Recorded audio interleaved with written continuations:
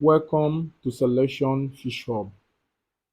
In today's video, I will be showing you and I'll be teaching you and explaining to you the step-by-step process of setting up a farm, the best modern practice, and how to successfully run a successful, profitable fish farming business. So this is a farm that is being under construction by Selection Fish Hub and is sitting on a 10 plus of land, and work is currently going on. So I'll be walking you through all the processes and all the important consideration we employed to get this farm to this state, and all you need to know to run a successful farm.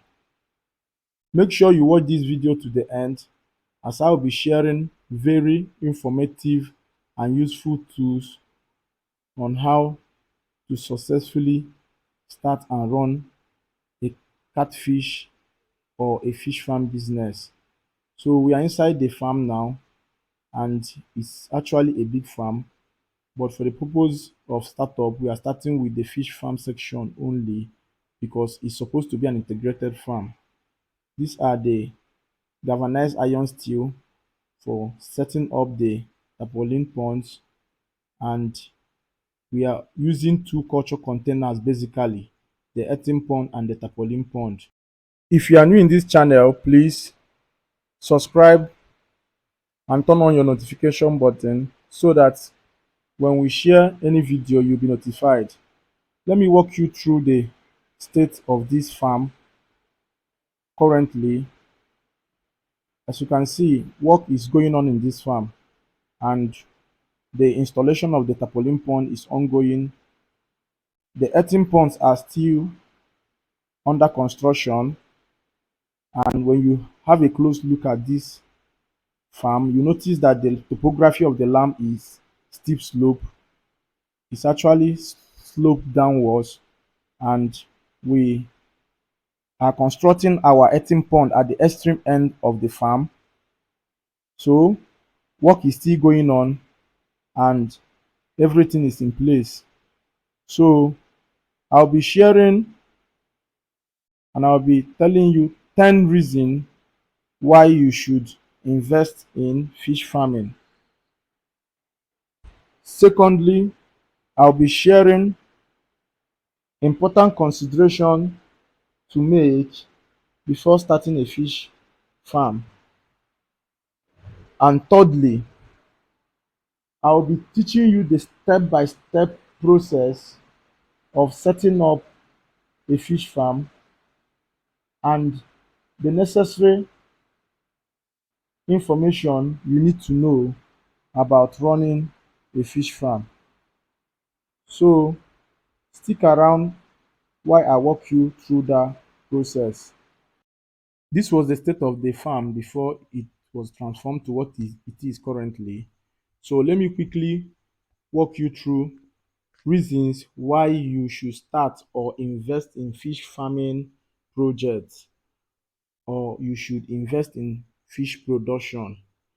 One of the reasons why you should invest, or it might interest you to invest in fish farming, is one, fish farming is one of the agro-allied section, is one of the agricultural section that gives you the flexibility to combine farming and other business. What it means is whether you're a businessman, you are into real estate, or you are into civil service work, you can actually have your farm running and it wouldn't stress your current business or occupation. The second reason why you should consider investing in fish farming is because fish, as one of the major source of protein, have high demand in market and as such attract high market value. So there are people willing to offer money to buy fish at all time. So number three reason why you should invest in fish farming is because it doesn't need any special skill. There is no special technical know-how for running a fish farm. So anybody can do it.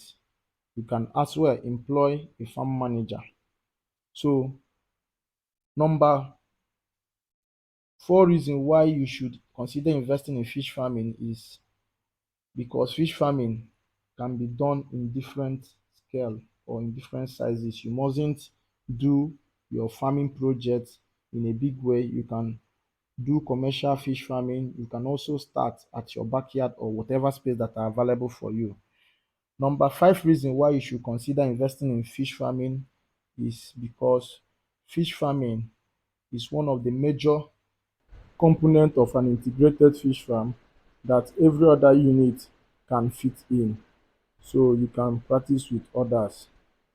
For example, poultry farming, pig farming, it can serve as the major component of an integrated fish farm.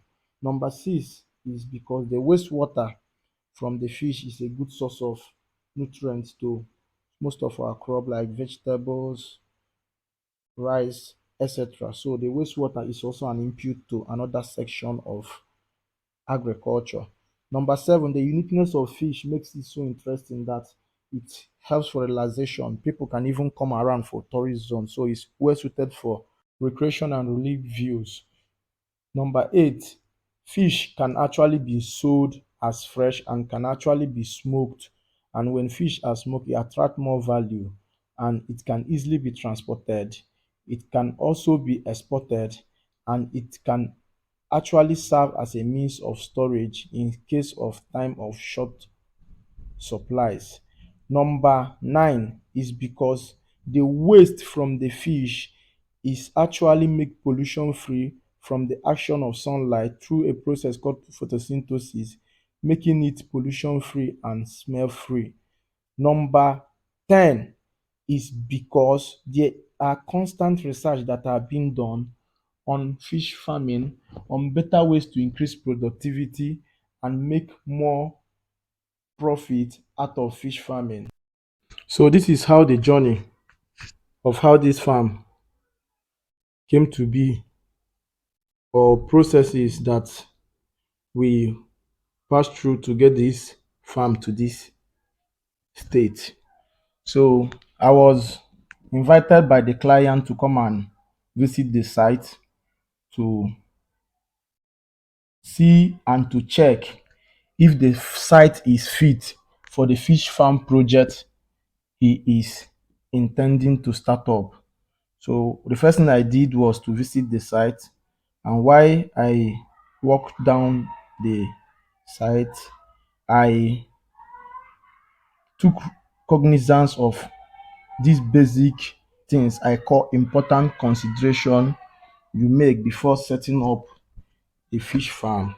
So I looked at the area to check if there is access road to the farm site, which was there.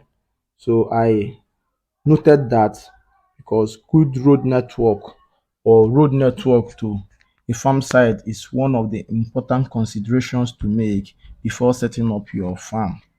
So secondly, I took cognizance of the topography of the land and how best the culture containers and the farm is going to be arranged to get the best and to utilize the natural resources available in the land, of which when you take a closer look, you notice that they recited the earthen pond at the extreme end where there is slope, where the slope is lowest. And I also watched out for areas where there are stunts and big trees and recommended the best place that each culture container will be best suited. Then I actually looked out for water. As you can see, this is an area where there is abundance of water. Even during the excavation process, we had to pump out a lot of water from the pond so I can give allowance for excavation to keep going. So getting water for the earthen tank was not a difficult issue because the area is situated close to a stream, and when it rains, the flood or the water comes downwards. And when you notice during our fence construction, we used retaining wall to embark our extreme end of the farmland to avoid flooding and destruction of the fence.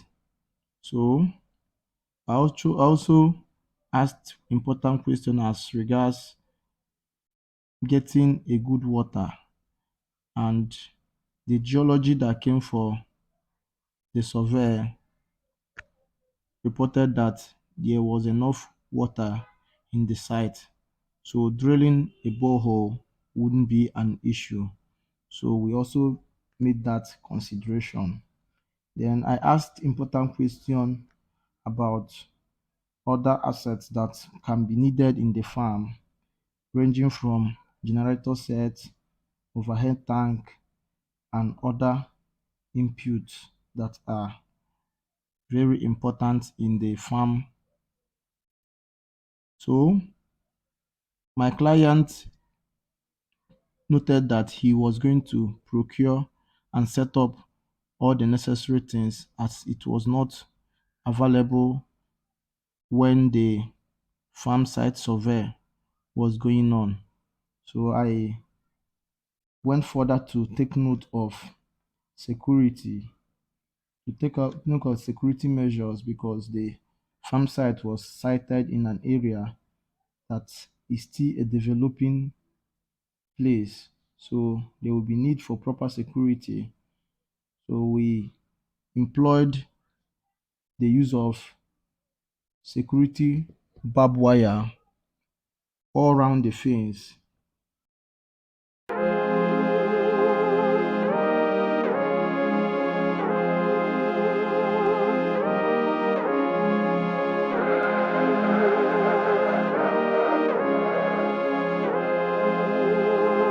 Style Studio Africa.